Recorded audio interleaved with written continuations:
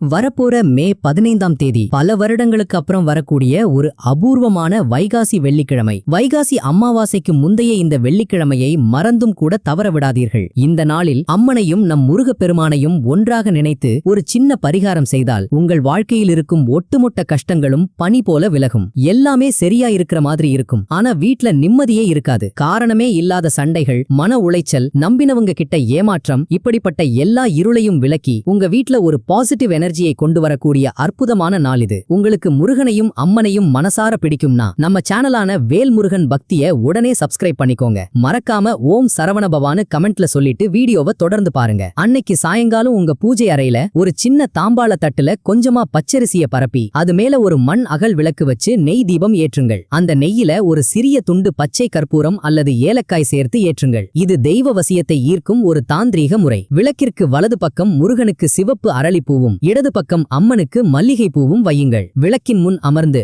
எந்த குறையும் இல்லாத நிம்மதியான வாழ்க்கையை கொடுத்தாயே முருகா என்று மனமுருகி கேளுங்கள். கேட்டதை அப்படியே அள்ளித் தருவார்கள். இதை முழு நம்பிக்கையோடு செய்யுங்கள். உங்கள் குடும்பத்தில் மிகப்பெரிய நல்ல மாற்றத்தை சீக்கிரமே பார்ப்பீர்கள். வெற்றிவேல் முருகனுக்கு அரோகரா.